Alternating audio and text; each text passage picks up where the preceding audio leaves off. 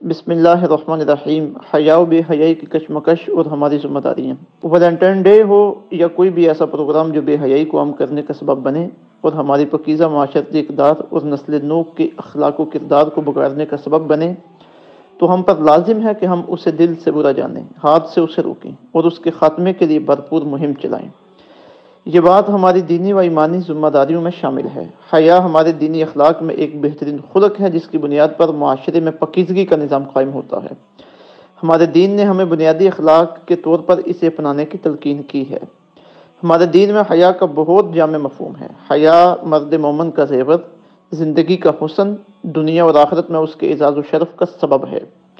یہ انسانی شخصیت میں وہ فطری وصف اور ملکہ ہے جو اس کی بہت سی اخلاقی خوبیوں کی پرورش کے ساتھ ساتھ بے شمار اخلاقی برائیوں سے چھٹکارے کا سبب بنتا ہے۔ مانگنے والے کو کچھ عطا کر کے رخصت کرنا، بڑوں کے ساتھ ادب اور عاجزی سے پیش آنا، چھوٹوں سے شفقت و محبت کا رویہ رکھنا، ہر کسی کے ساتھ مروت اور چشم پوشی کا معاملہ کرنا، دوسروں کی ملامت اور مذمت کے خوف سے گناہوں اور کبھی اعمال کو ترک کر دینا، یہ سب اچھائیاں اسی کی بدولت نصیب ہوتی ہیں۔ اور پھر سب سے بڑھ کر اس کا کمال یہ ہے کہ یہ انسانی شخصیت میں برائی کے معاملے میں جھجک و شرم اور آنکھوں، کانوں، زبان شرمگاہ اور دل و دماغ کی پاکیزگی اس انتہا تک پہنچا دیتی ہے کہ انسان اپنی سیرت و کردار کی پاکیزگی میں معاشرے کا قابل فخر فرد اور دوسرے افراد کے لیے عفت و پاک بازی کا چلتا پھرتا نمونہ بن جاتا ہے۔ حیا کی صفت اتنی پاکیزہ ہے کہ اسے سب سے پہلے اللہ تعالیٰ نے اپنے لیے پسند فرمایا ہے۔ حضرت سلیمان فارسی رضی اللہ تعالیٰ عنہ سے روایت ہے کہ رسول اللہ صلی اللہ علیہ وسلم نے ارشاد فرمایا، ان اللہ حی کریم، بے شک تمہارا رب بہت حیا کرنے والا ہے۔ یستحیی اذا رفع الرجل الیہ یدیہ ان یردہما صفرا، وہ اپنے بندے سے حیا کرتا ہے کہ جب بندہ اسے اپنے ہاتھوں کو اٹھائے، جب بندہ اپنے ہاتھوں کو اس کی طرف اٹھائے اور وہ اسے خالی واپس پلٹا دے۔ ترمذی حدیث نمبر 3556۔ اللہ تعالیٰ کی حیا سے مراد یہ ہے کہ وہ ہاتھ اٹھانے والوں کو ضرور کچھ نہ کچھ عطا فرماتا ہے۔ یہ بات بھی یاد رہے کہ اللہ کا حیا بندوں کے حیا کی طرح نہیں ہے، کیونکہ اللہ بندوں کے فعال سے پاک ہے، بلکہ اس کے حیا سے مراد اس کا اپنے بندوں کے ساتھ کرم نوازی اور جود و عطا کا معاملہ کرنا ہے۔ اور پھر یہی حیا تمام انبیاء کرام علیہ السلام کی عادت کریمہ میں شامل رہا ہے۔ حضرت ابو ایوب انصاری رضی اللہ تعالیٰ عنہ سے روایت ہے کہ رسول اللہ صلی اللہ علیہ وسلم نے ارشاد فرمایا، اربعون من سنن المرسلین، چار چیزیں رسولوں کی سنتوں میں سے ہیں، الحیاء حیا کرنا، والتعطر خوشبو لگانا، والسواک مسواک کرنا، والنکاح اور نکاح کرنا۔ سنن ترمذی حدیث نمبر 1080۔ جب حیا رسولان اعظام علیہ السلام کی سنت سے ہے تو پھر سید المرسلین حضرت سیدنا محمد مصطفیٰ صلی اللہ علیہ وسلم کی ذات میں یہ اعلیٰ صفت سب سے بڑھ کر ہوگی، اور یقیناً ہے بھی۔ چنانچہ حضرت ابو سعید خدری رضی اللہ تعالی عنہ سے روایت ہے، کان النبی صلی اللہ علیہ وسلم اشد حیاء من العذراء فی خدرها، کہ نبی پاک صلی اللہ علیہ وسلم اپنے خیمے میں بیٹھی کنواری لڑکی سے بھی زیادہ حیا والے تھے۔ صحیح بخاری حدیث نمبر 6119۔ علامہ ابن حجر عسقلانی علیہ رحمہ حیا کی اقسام بیان کرتے ہوئے لکھتے ہیں کہ اس کی دو قسمیں ہیں۔ ایک حیا غضیری ہے، یہ وہ حیا ہے جو انسانی فطرت میں شامل ہے اور اسے ہی حدیث میں ایمان کا شعبہ قرار دیا گیا ہے، اور دوسری حیا کسبی ہے جو انسان اپنی محنت سے حاصل کرتا ہے۔ ہمارے محبوب کریم صلی اللہ علیہ وآلہ وسلم کی ذات میں حیا کی یہ دونوں قسمیں جمع تھیں۔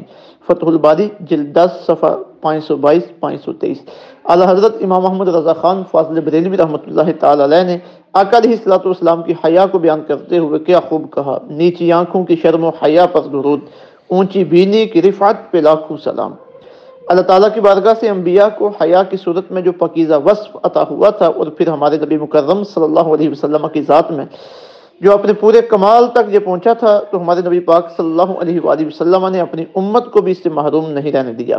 آپ نے اپنی امت کو اس کا حصہ عطا فرماتے ہوئے اسے اپنے دین کا ایک مستقل شعبہ قرار دیا۔ حضرت ابو ہریرہ رضی اللہ تعالیٰ عنہ سے روایت ہے کہ رسول اللہ صلی اللہ علیہ وسلم نے ارشاد فرمایا، الایمان بضع وستون شعبہ، ایمان کے 60 سے کچھ زائد شعبے ہیں، والحیاء شعبۃ من الایمان، حیا بھی ایمان کا شعبہ ہے۔ صحیح بخاری حدیث نمبر 24۔ ایک روایت میں 70 سے کچھ زائد شعبے کے الفاظ آئے ہیں۔ صحیح مسلم حدیث نمبر 35۔ علامہ بدر الدین عینی رحمۃ اللہ تعالی علیہ نے لکھا ہے کہ اس حدیث میں ایمان کے دیگر شعبہ جات کے مقابلے میں حیا کو اس لیے خصوصیت کے ساتھ بیان کیا گیا ہے کہ حیا ہی انسان کو گناہوں سے بچنے اور اللہ کی اطاعت و فرمانبرداری کا عادی بناتی ہے۔ عمدۃ القاری جلد 1 صفحہ 202۔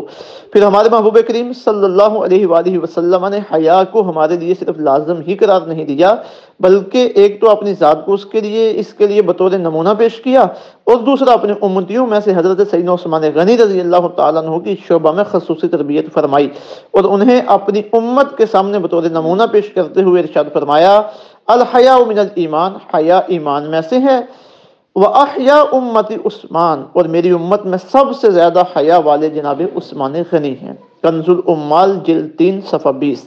ایک مقام پر اسی حوالے سے دیگر صحابہ کے مقابلے میں آپ کی خصوصیت بیان کرتے ہوئے ارشاد فرمایا، اصدقہم حیاء عثمان، میرے صحابہ میں سب سے سچی حیا والے عثمان غنی ہیں۔ سنن ابن ماجہ حدیث نمبر 154۔ سارے صحابہ اکرام علیہم رضوان حیا والے تھے، لیکن خصوصیت کے ساتھ آقا علیہ السلام نے حضرت عثمان غنی رضی اللہ تعالیٰ عنہ کا ذکر کیا ہے، کیونکہ حیا میں آپ سب سے بڑے ہوئے تھے۔ آپ کی حیا کے متعلق ایک اور خوبصورت گوئی حضرت عائشہ رضی اللہ تعالیٰ عنہ سے مروی ہے۔ آپ فرماتی ہیں کہ رسول اللہ صلی اللہ علیہ وسلم میرے گھر میں تشریف فرما تھے، آپ کی دونوں رانوں یا دونوں پنڈلیوں سے کپڑا ہٹا ہوا تھا، اتنے میں حضرت ابوبکر رضی اللہ تعالیٰ عنہ نے اندر آنے کی اجازت طلب کی، آپ نے انہیں اجازت عطا فرما دی اور خود اپنی حالت پر برقرار رہے۔ پھر حضرت عمر رضی اللہ تعالیٰ عنہ نے اندر آنے کی اجازت طلب کی، آپ نے انہیں اجازت عطا فرما دی لیکن اپنی حالت پر برقرار رہے۔ پھر حضرت عثمان غنی رضی اللہ تعالیٰ عنہ نے اندر آنے کی اجازت طلب کی تو آپ اٹھ کر بیٹھ گئے اور کپڑا درست کر لیا۔ جب سب چلے گئے تو میں نے عرض کی، یا رسول اللہ، حضرت ابو بکر اور حضرت عمر آئے تو آپ نے ان کی پرواہ نہیں کی، اور جب حضرت عثمان آئے تو آپ اٹھ کر بیٹھ گئے، کپڑوں کو درست کر لیا، اس کی کیا وجہ ہے؟ تو رسول اللہ صلی اللہ علیہ وسلم نے ارشاد فرمایا، الا استحیی من رجل تستحیی منہ الملائکہ، کیا میں اس آدمی سے حیا نہ کروں جس سے فرشتے بھی حیا کرتے ہیں؟ صحیح مسلم حدیث نمبر 2401۔ حکیم الامت مفتی احمد یار خان نعیمی علیہ الرحمہ نے اس حدیث کی شرح میں حضرت عثمان غنی کی حیا کے متعلق درج ذیل نکات تحریر فرمائے ہیں۔ تمام صحابہ کرام علیہم رضوان رسول اللہ صلی اللہ علیہ وسلم سے حیا کرتے تھے اور آپ حضرت عثمان غنی سے حیا کرتے تھے، گویا کہ حیا میں تمام صحابہ حضور کے طالب اور حضرت عثمان غنی آپ کے مطلوب تھے۔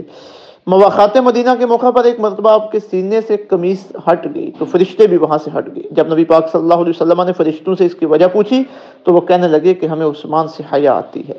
آپ غسل خانے میں بھی تہمت باندھ کر غسل کرتے تھے، لیکن اس کے باوجود بھی حیا سے سر جھکائے رکھتے۔ آپ نے کبھی بھی اپنی شرمگاہ کو نہیں دیکھا۔ رسول اللہ صلی اللہ علیہ وسلم نے اسی وجہ سے اپنے کپڑوں کو سیدھا کیا کہ میرا عثمان بڑا شرمیلا ہے، میری اس حالت میں یہ نہ ادھر بیٹھ سکے گا اور نہ میرے ساتھ بات کر سکے گا۔ رسول اللہ صلی اللہ علیہ وسلم نے اللہ سے دعا مانگی، اے اللہ میرا عثمان بڑا شرمیلا ہے، قیامت کے دن اس سے حساب نہ لینا، کیونکہ یہ شرم کی وجہ سے تیرے سامنے کھڑا ہو کر حساب نہ دے سکے گا۔ آپ کی دعا قبول ہوئی اور قیامت کے دن آپ کو بغیر حساب کی جنت میں داخل کیا جائے گا۔ مرآت المناجی جلد 8 صفحہ 350۔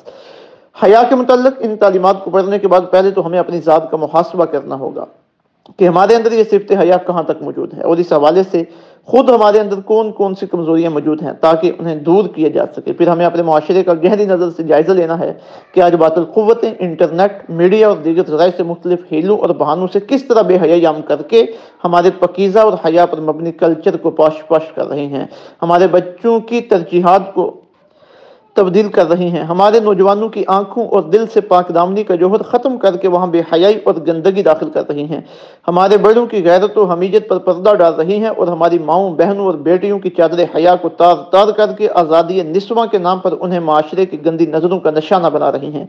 آج ضرورت ہے کہ ہم اس سازش کو سمجھیں اور کسی سے بھی سمجھوتا کیے بغیر اپنے اس کلچر اور پاکیزہ ورثے کی حفاظت کے لیے اٹھ کھڑے ہوں۔ باطل قوتوں کی اس سازش کو بے نقاب کرتے ہوئے ایک ایک فرد سے لے کر پورے معاشرے تک اس پیغام حیا کو پہنچانے کی آج ضرورت ہے۔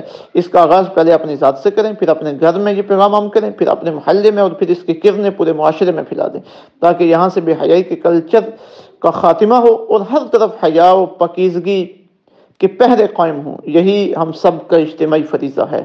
اللہ ہمیں سمجھ اور عمل کی توفیق عطا فرمائے، آمین۔ وما علینا الا البلاغ المبین۔